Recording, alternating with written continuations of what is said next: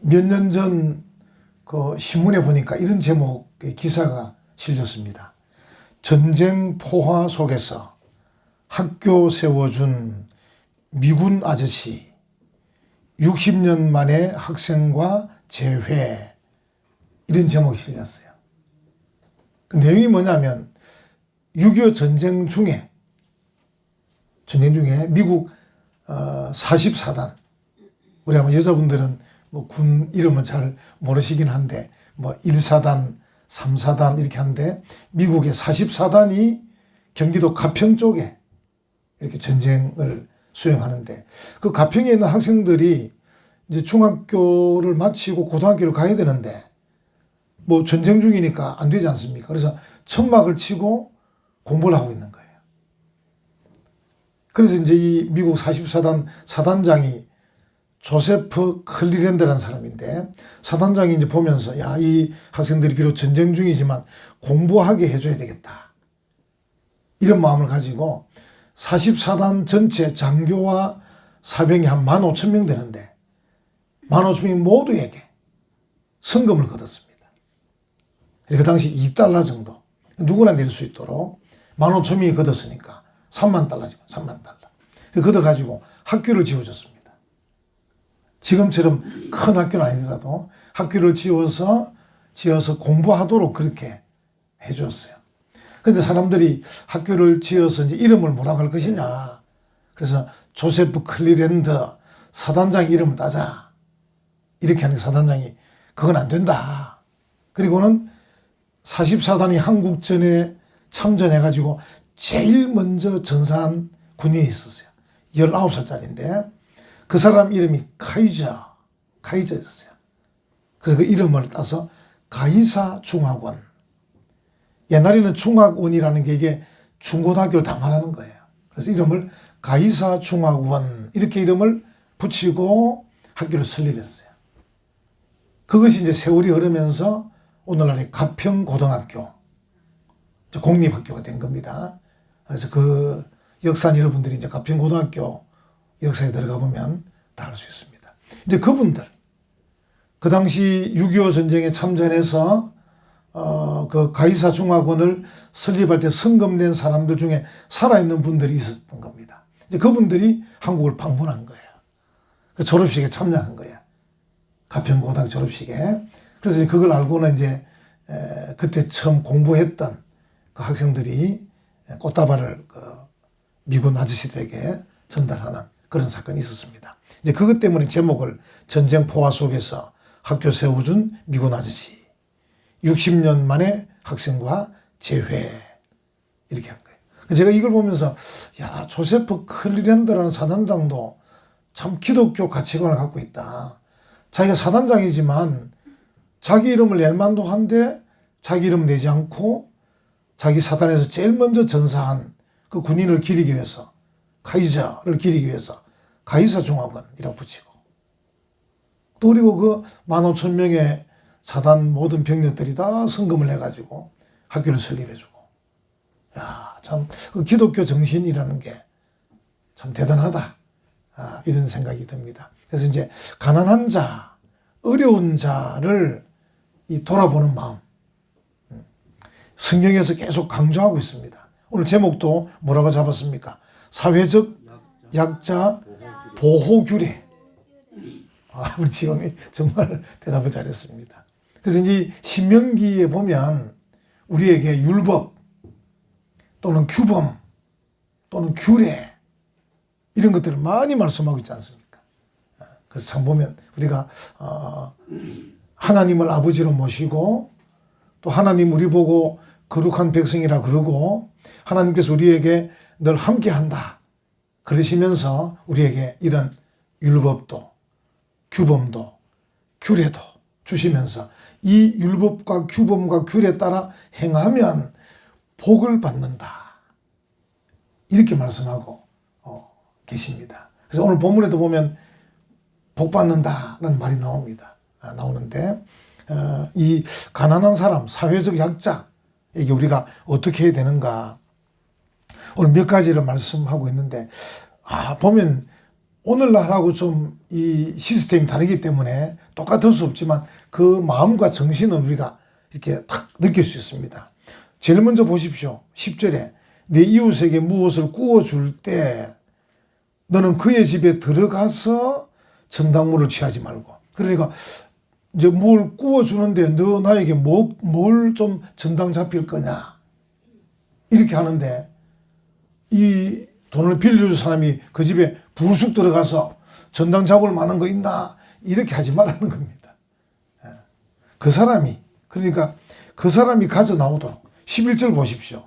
너는 밖에 서 있고 네게 꾸는 자가 전당물을 밖으로 가지고 나와서 그게 좀 뭔가 기본적 예의는 지키라 그런 말이죠.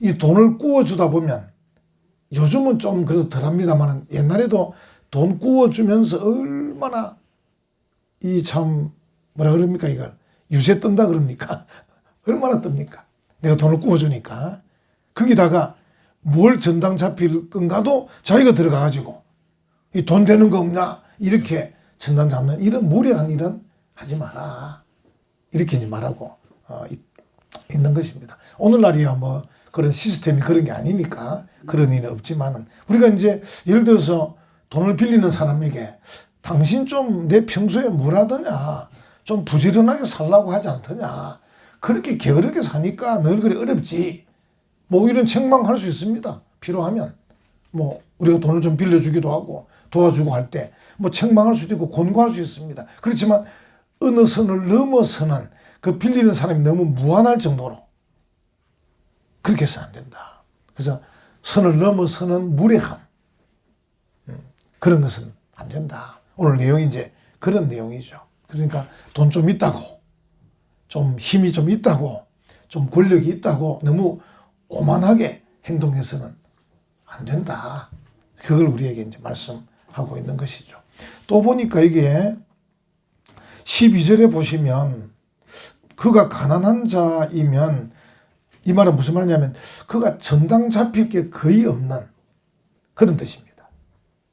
그러니까 전당 잡힐 게 뭐 피아노도 있고 두rum도 있고 뭐 이런 정도 수준이 아니고 전당 잡힐 게 거의 없는 그런 상황입니다. 그런 상황을 그가 가난한 자이면 너는 그의 전당물을 가지고 자지 말고 이 말은 무슨 말이냐면 전당물을 이제 전당 잡아 가지고 돈을 빌려줬는데 이 전당물을 돌려주지 않고 계속 가지고 자는 것 이게 뭔가 보니까 13절 한번 보십시오. 해질 때 그 전당물을 반드시 그에게 돌려줄 것이라. 그리하면 그가 그 옷을 입고 자며 이렇게 나와. 그러니까 전당 잡힐 게 없어서 최후로 겉옷을 전당 잡혔다 이 말이거든요. 이제 여러분 아시지만 이 근동 지역에는 이 겉옷이라는 게 밤에 잘 때 담요도 되는 겁니다. 겉옷이 굉장히 중요한 거예요. 그래서 이제 그 집의 마지막 남은 재산이라 볼 수 있습니다. 그 마지막 남은 재산 겉옷을 전당 잡힌 사람에 대해서는 네가 좀 가능하니면 이거는 빨리 돌려줘야 되지. 밤에 덥고 잘 것도 없는데 아무것도 없는 사람에게 이 겉옷까지 이렇게 탁 취하는데 그것도 빨리 안 돌려주고 이렇게 갖고 있는 것보다는 돈을 빌려줬지만은 또 돈을 빌리 다 갚지 않았더라도 이 겉옷은 돌려줘야 그래 잠을 잘 거 아니냐. 요즘처럼 뭐 보일러도 좋고 뭐 이런 냉난방 시스템이 좋으면 아무 문제 없겠지만 여러분들은 그렇게 주무셨는지 모르겠어요. 저도 부산에 이렇게 겨울에 자면 우풍이 새가지고 굉장히 힘들었습니다. 요즘 뭐 조금 춥다 하지만 제 생각할 때 이 뭐 보일러 안 틀어도 살 수 있을 만큼 그 정도 집이 지금 좋지 않습니까? 우리 예배당 같은 경우는 이게 평균 온도 한 15, 6도 정도 됩니다. 히터 안 틀어도. 충분히 그냥 살 수 있죠.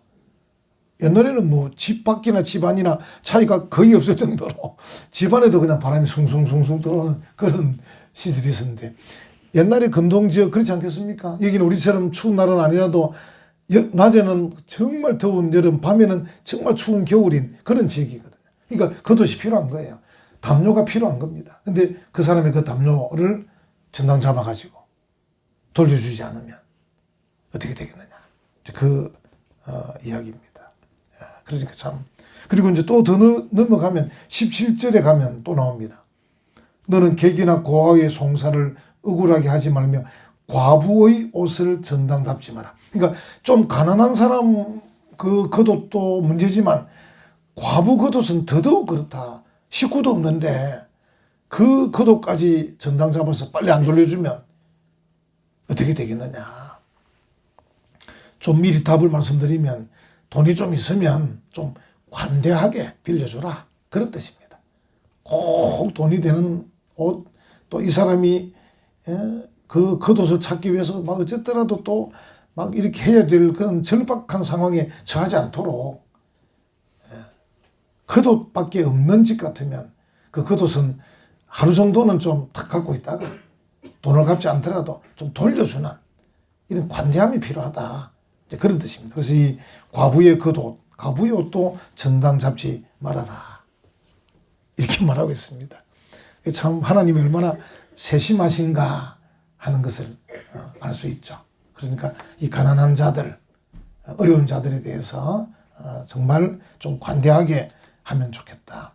만약에 이제 이 규례가 잘 지켜지지 않으면, 예를 들어서 이제 이 가난한 자들, 어려운 자들이 막 전당물을 잡히고 돈을 빌리고 하긴 하지만 나중에 예를 들어서 정말 전당 잡힐 게 없을 때, 거기다가 겉옷까지도 빼앗겼을 때 자칫하면 강도로 돌변할 수도 있습니다. 그렇죠?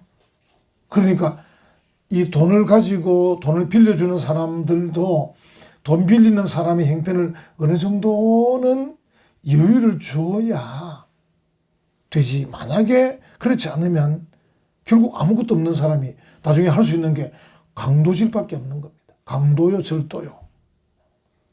그러다 보면 또 사람을 죽일 수도 있습니다. 처음에 생각은 칼을 들고 가서 적당하게 돈만 좀 뺏어 오려고 했지만 상대방이 저항하거나 다투다 보면 사람이 죽을 수도 있습니다. 그래서 이 사회적 약자 보호 규례는 약자를 보호하는 규례일 뿐 아니라 강자도 보호하는, 분쟁을 막는 그런 규례입니다. 그래서 어느 정도 이게 필요합니다. 분쟁을 막는 그런 규례다. 그리고 이제 가난한 자가 진짜 밑바닥 거지가 되는 것을 막아주는, 이 겉옷까지 뺏어서 안 돌려주면 이 거지밖에 더 됩니까?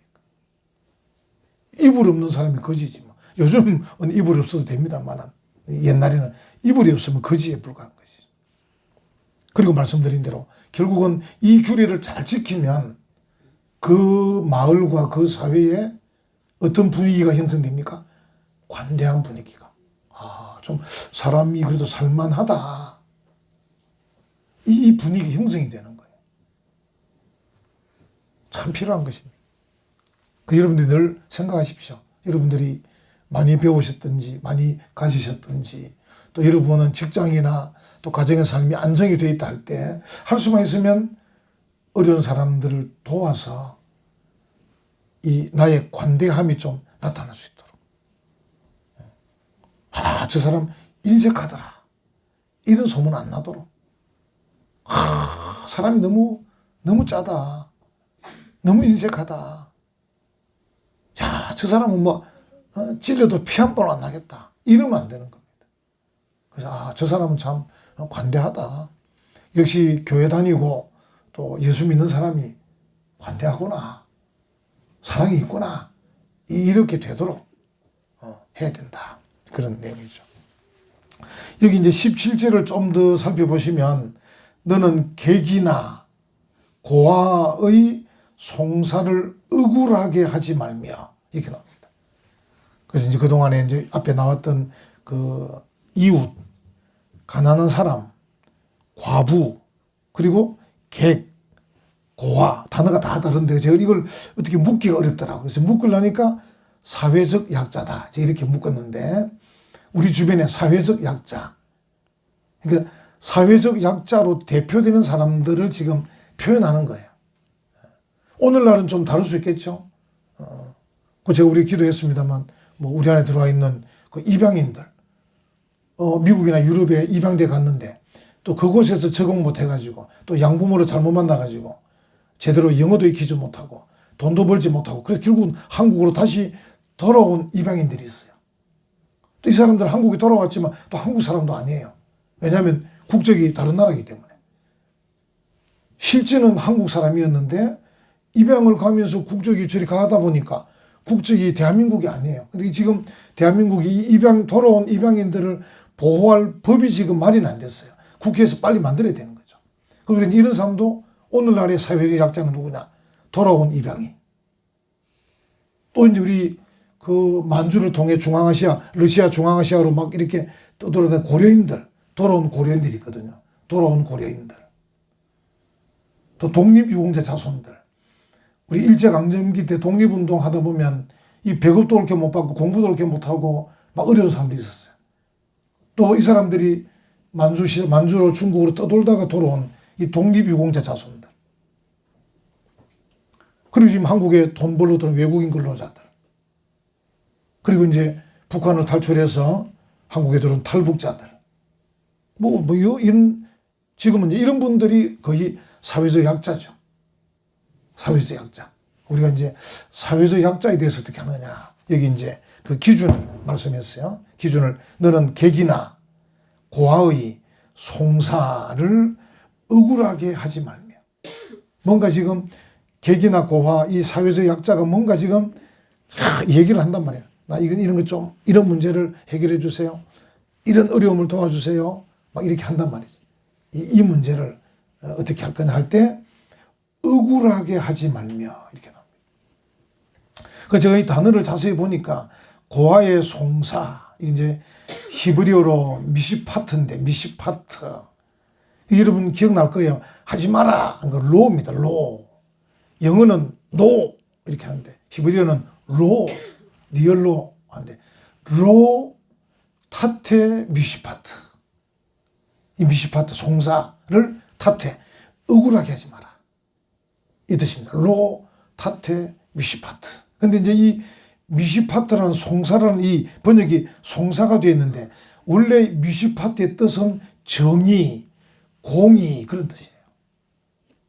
그러니까 이 객이나 고아나 사회적 약자가 지금 뭔가 송사하는 그 내용이 정의롭고 공의로울 때 이런 뜻인데 정의롭고 공의로울 때 억울하게 하지 말며 억울하게 이게 이제 타테라는 말인데 이 표현은 또 참 재밌는 게 진짜 뜻은 뭐냐면 뒤틀지 마라 뒤틀지 이렇게 되죠. 그러니까 너는 이 고아나 과부 고아나 객의 그 어떤 송사 어떤 정의와 공의로운 일을 뒤틀지 마라 이렇게 이제 번역하자면 그런 내용인데 느낌은 오죠. 그러니까 이 사회적 약자가 지금 뭔가 내놓는 그 내용 그게 정의롭고 공의로운 일일 때 그걸 잘 들어줘야 되는데 그걸 안 들어주고 억울하게 또 정의가 뒤틀리게 그렇게 하지 마라 이렇게 나옵니다. 그래서 제가 이걸 보면서 우리가 사회적 약자를 도와주는 그 일도 정의의 일이고 공의의 일이구나 이런 이제 마음을 갖게 되는 거죠. 그래서 우리가 이제 그냥 단순히 다른 사람을 막 자선한다, 뭐 도와준다 이 정도 개념보다 좀 더 수준이 높은 공의로운 정의로운 이런 일을 우리가 지금 한다. 그래서 여러분들이 사회적 약자를 보호하려고 할 때 여러분들이 좀 자부심을 가지십시오. 내가 이 사회적 약자를 보호할 때 이 일은 정의로운 일이고 공의로운 일이다. 그리고 정의와 공의가 뒤틀리지 않도록 바로잡는 일이다. 억울하게 하지 않는 일이다. 이런 내용이죠. 그러니까 우리가 그것만 잘해도 사회에 분쟁이 많이 없을 거 아니에요. 아까 말씀드린 대로 그 사회적 약자를 너무 억울하게 하고 막 너무 뒤틀리게 하고 너무 억압을 하게 되면 그 사람이 강도로 돌변하고 막 돌변할 수 있는데 그런 걸 다 방지할 수도 있고 그리고 또 내 자신이 다른 사람들에게 참 관대한 분이다. 사랑이 많은 분이다. 소문도 나게 될 것이고. 모든 일이 아름답게 되는 거죠.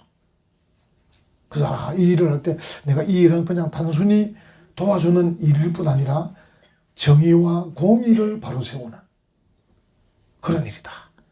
사회를 정의롭게 공의롭게 하는 일이다. 이런 마음을 가질 수 있겠습니다. 그리고 여러분 잘 아시는 이제 15절 같은 경우는 14, 15절 보면 곤궁하고 비난한 이 단어가 요즘은 참 이런 단어 잘 쓰지는 않습니다만 이 굉장히 어려운 상황이죠. 곤궁, 빈한, 한 품꾼. 그러니까 이게 진짜 아무것도 없고 너무 어려운 그런 품꾼은 너희 형제든지 또 네 땅 성문 안에 우거하는 객이든지 그걸 학대하지 말며. 제가 이제 전에 말씀드린 검찰청에 한 번씩 갔을 때 전에는 가면 항상 어떤 문제가 오냐면 외국인 근로자들을 학대하는 문제 때문에 뭡니까 그게 노동법입니까? 그 법에 저촉된 분들이 많이 왔었어요. 그 주로 내용이 뭐냐면 임금을 체불하고 뭐 퇴직금 안 주고 주로 그런 내용. 근데 요즘은 거의 안 와요. 그래서 제가 보면서 요즘은 이 사장님들이 많이 깨졌다.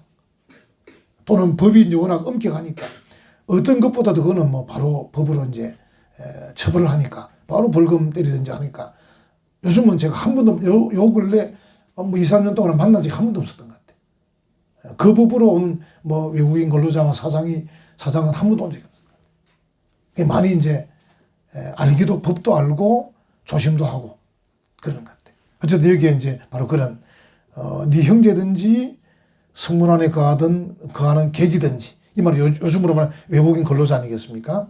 학대하지 말고 그리고 15절에 품삯을 당일에 주고 해진 후까지 미루지 마라. 이 말은 그게 뭐 당일 주는 품삯이면 당일 줘야 될 거고 보름 만에 주면 보름 만에 줘야 될 것이고 한 달 월급이면 한 달에 주는데 어쨌든 줘야 될 때에 주라 이 말입니다. 월급을 미루지 마라 그런 뜻입니다. 그래서 이제 그가 가난함으로 그 품삯을 간절히 바람이라. 그 사람은 오늘 당일 받는 사람 같으면 그 돈을 받아야 집에 갈 때 쌀을 사갈 수 있단 말이죠. 또는 뭐 보름 만에 받으면 보름 만에 받아야 뭘 빚도 갚고 쌀도 살 수 있단 말이죠. 그래서 그 사람은 곤궁하고 비난하기 때문에 하루 벌어 하루 먹기 때문에 그 사람에게는 바로 줘야 된다. 그 이야기. 제가 우리 형님도 이제 부산서 사업하실 때 보니까 이제 큰 회사, 뭐 롯데건설 이렇게 그 밑에서 뭐 큰 하나 일을 따서 사업을 하면 이 롯데건설 어음을 꼭 주는 거예요. 뭐 1억짜리 어음 주면 이제 이 어음을 받아서 또 우리 형님은 밑에 있는 이 일꾼들에게 월급을 줘야 되는데 여러분 아시는지 어음 깡을 해야 되는 겁니다. 그럼 1억짜리 어음을 깡하면 뭐 7천만 원, 6천만 원 이래 깡을 하는 겁니다. 많이 손해보는 거죠. 그래갖고 이제 월급을 주는 거예요. 그래서 그것도 만약에 그때 대기업들이 뭐 현금을 턱 더 줬으면 얼마나 월급도 빨리 줄 수도 있고 수월할 텐데 요즘은 이제 보니까 대기업들이 많이 이제 이렇게 좀 알게 돼 가지고 할 수 있으면 중소기업에 대금 결제할 때 현금으로 빨리 줘라 이렇게 이제 회장님들이 하시는 것 같아요. 뭐 요새 일부러 어음 주는 데는 드물 것 같아요. 옛날엔 일부러 어음을 줬습니다. 일부러. 돈이 있으면서도 어음을 줬습니다. 자기는 자꾸 돈을 벌고 대기업은 밑에 사람은 자꾸 돈을 못 벌고 그런 구조가 됐었어요. 그래서 제가 이제 뒤에 형님을 보니까 이제 형님이 사업이 좀 잘 돼가지고 이렇게 어떻게 돈을 좀 벌었어요. 그러니까 저축한 돈이 좀 생겨나게 됐어요. 그때는 그다음부터 어음을 받으면 어음은 딱 넣어놓고 저축한 돈으로 월급을 주고 어음이 때가 되면 찾고 이러니까 그다음부터는 이게 말리지가 않는 거죠. 돈이 이제 그때부터 정상적으로 돌아가는 거예요. 근데 그렇게 되기까지 일어서기가 어려운 거예요. 작은 이 사장들이 일어서기가 어려운 거예요. 그런 걸 보니까 제가 생각이 납니다. 그래서 품삯을 줘야 될 때 제때 줘야 되고 또 대기업 같으면 현금으로 결제해야 되고 그렇게 해야 중소기업이나 작은 회사가 살아남을 수 있다. 그렇지 않으면 이중으로 어려움을 겪을 수 있다. 그래서 이런 제목도 나오게 됩니다. 그리고 또 보니까 16절에 보면 아버지는 그 자식들로 말미암아 죽임을 당하지 않을 것이요 우리나라도 박정희 정권 때도 연좌제. 우리가 이제 예를 들어서 뭐 어떤 학생이 육군사관학교를 가고 싶은데 자기 위태 할아버지가 월북을 했다. 그러면 이제 불합격이 되는 거죠. 그런 것들은 요즘은 없어진지 모르겠습니다. 그 다음에 또 옛날 조선시대 때도 마찬가지로 뭐 어떤 한 사람이 잘못하면 삼족을 멸하고 참 나쁜 왕들이었죠. 그 잔인한 왕들이고 자기 그 왕자가 무엇이라고 그거 보존하려고 수많은 사람을 죽였지 않습니까? 그리고 이 박정희 전두환 정권 때도 군사 정권 때도 마찬가지예요. 자기들의 그 권력이 무엇이 그거 유지 다 늙어서 나중에는 뭐 치매 와서 돌아가시던 분 보니까 비참하게 죽더만은 이 힘이 있고 돈이 있으면 나중에 멋지게 죽어야 되는데 그죠? 싹 웃으면서 죽어야 되는데 나중에 치매 걸려서 겨우 뭐 누가 하는지도 모르고 죽던데 그래 죽을 거면서 그 많은 사람들을 핍박하고 많은 사람 연좌제에 넣어가지고 그걸로 막 많은 사람 교도소에 갖다 놓고 그렇게 했습니다. 지금 우리나라뿐 아니라 전 세계 비민주적인 나라에서는 이 연좌제가 다 있습니다. 그래서 다 그렇게 사람을 올가매는 거예요. 꼼짝 못하도록. 함부로 방귀를 못 들도록. 여기 이제 하나님은 벌써 수천 년 전부터 미리 말씀하셨어요. 그러니까 아버지가 자식이 잘못했다. 아버지도 죽으면 안 되고 또 아버지가 잘못했다. 자식까지 죽을 필요는 없다. 그 개인에게만 죄를 물어라. 이게 수천 년 전인데 얼마나 선진화된 그런 법입니까? 그래서 그 당시에 하나님은 당사자에게만 죄를 물어라. 왜 뭐 아버지 아들하고 삼촌 조카를 다 묻냐. 참 멋진 법 아닙니까? 역시 우리가 죄에 대해서뿐 아니라 구원도 마찬가지입니다. 우리의 구원도 각 개인의 믿음으로 구원받는 거예요. 개인의 믿음으로. 다른 사람하고 관련이 있는 게 아닙니다. 그걸 말씀을 하고 있는 거죠. 오늘 이 여러 가지 내용들, 그러니까 사회적 약자를 어떻게 보호하냐 하는 이 보호 규례를 말씀하시면서 마지막 18절 뒷부분에 원칙을 말씀하셔요. 원칙을. 너는 애굽에서 종되었던 일과 네 하나님 여호와께서 너를 거기서 속량하신 것을 뭐하라? 기억하라. 우리가